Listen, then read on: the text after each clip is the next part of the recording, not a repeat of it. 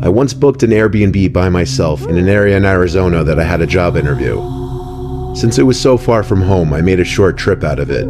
I went with this one specific Airbnb because it was much cheaper than any hotels I could find. It was about half an hour away from where I'd be interviewing for, which was fine with me. It was off some dead-end, secluded road, and it had a nice view of the desert in the backyard.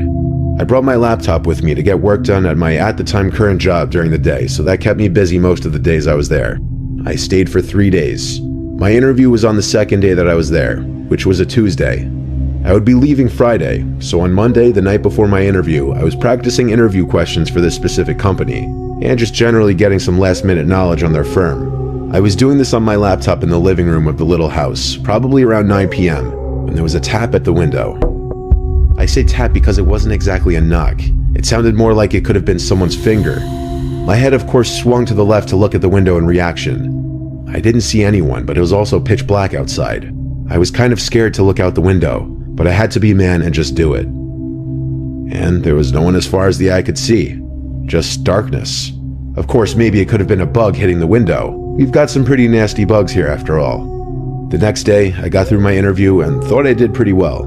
So for the rest of my little trip there, I explored different parts of the town in my car, ate at different restaurants, and sat in the backyard and relaxed in the sun. Little did I know, I was likely being watched while I was in the backyard. That night, I was inside watching Breaking Bad on Netflix when it happened again. A single tap at the window.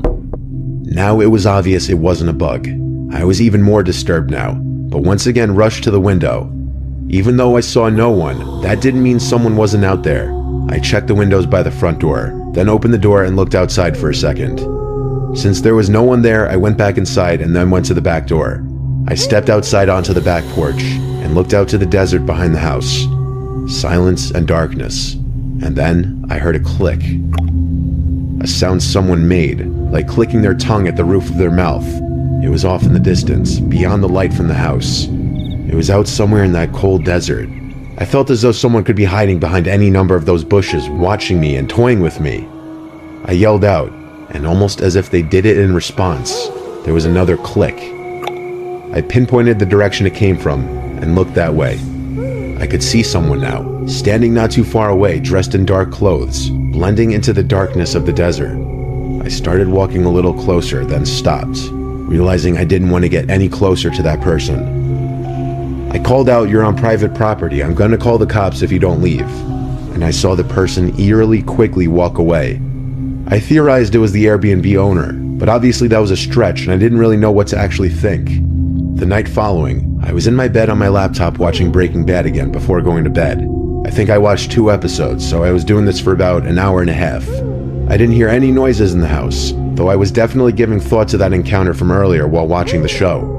When I finally turned off the light in the room and tried to fall asleep, within 10 seconds, there was a click sound again, muffled from the inside of the closet. I looked at the closet door, which was open just a crack. Then, a pretty natural response, I sprang off the bed, still in my PJs, and ran to the car. I sat in the driveway with the car running, and I called 911. I stared at the house as I spoke to the dispatcher, waiting to see if someone would come out, because all of my stuff was still in there. A police car arrived, and upon entering the house, we did a quick investigation of the house together. It was very small with not many places to hide. Conclusively, I still packed my stuff and left that place that night for a nearby hotel. I contacted both Airbnb and the host, and I was only able to get a partial refund for my stay. I still think it may have been the host of the Airbnb. I mean, who else would have access to the house? There were no signs of forced entry, which leads me to believe whoever it was may have had a key. But maybe I'm wrong. Maybe it was a stranger who snuck in at an opportune time.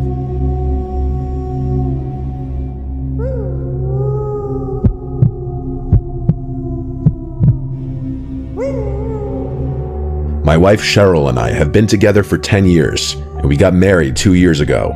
We just got a house together not even a month ago, and things couldn't have started on a worse note. We moved to a small inland town of Georgia called Waycross. That's all the details I'm giving though, to avoid any more possible issues.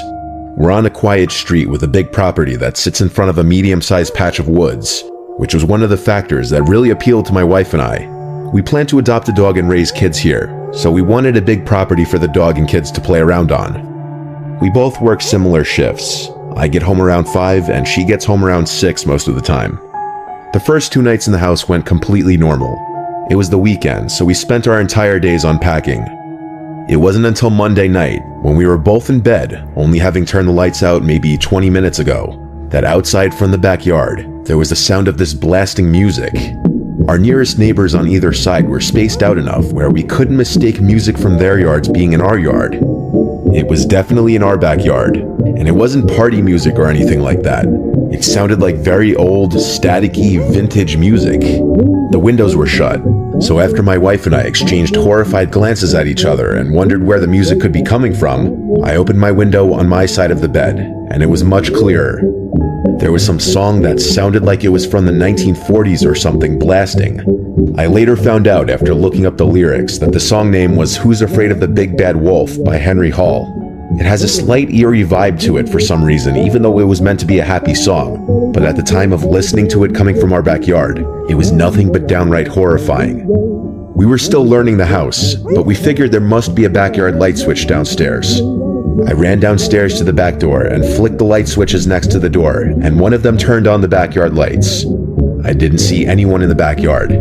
I opened the door, and the music was louder, obviously, but as I walked out into the grass, I realized it wasn't coming from the backyard, rather from the woods. The song played to completion as I was outside in the yard just standing there looking around. When the song ended, there was silence again. It seemed like someone must have been playing some stupid housewarming prank, but it wasn't appreciated. I went back to my wife and told her it was probably just some kids trying to scare the new ones in town for whatever reason. Hearing myself even say that, I realized how stupid and weird it sounded. Why would anyone do that? The next night, it happened again. A few minutes after we turned out the lights in the bedroom, music from outside started blasting. This time much louder, and the song playing was that song everyone's heard, Tiptoe Through the Tulips. Cheryl and I once again looked at each other, this time in genuine disgust and worry, because we had hoped it was just going to be a one-time thing, but it was happening again. I looked out the window, and this time I could see something on the grass. It wasn't a person, but there was definitely something out there. I told my wife I was going to check it out. She said we should just call the cops, and I said yeah, we will in a second. I went out there with this mindset that I need to establish I'm the man of the house, not just to my wife, but to whoever was thinking they could mess with us just for being the new people on the block. When I was in the yard, I saw the object in the grass was smaller than I had thought, but the blaring, creepy song was coming from it. I realized it was an old radio. I turned it off and looked up at the window at my wife who was watching, and I held it up, yelling that someone left it there to scare us with the music. What she did next was not something I expected in response to that. She started screaming my name to run inside. She kept screaming, "Run." I yelled, "Why?" And she screamed back, "There's people standing behind you." This statement made my heart skip a beat, and I turned around to face the woods. I saw 3 figures standing like 6 feet apart from each other, clearly facing my direction. They weren't running at me, they were just standing there. I yelled, "Oh shit," and ran back inside the house, slamming the door behind me. My wife was upstairs, hysterical, crying already. I told her I'd call the cops, and I did.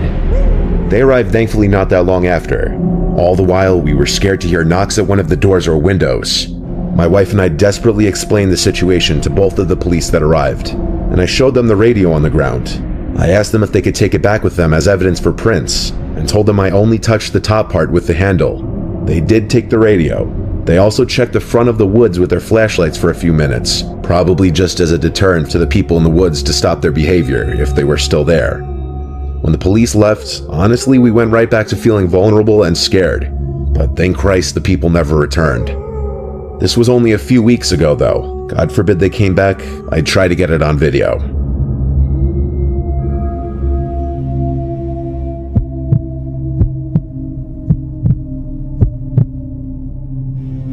I've worked as a nurse in multiple hospitals and facilities. Before the current hospital I work at, I worked at a geriatric hospital 30 minutes from my house. I had experience working with older patients before, so this was nothing new to me.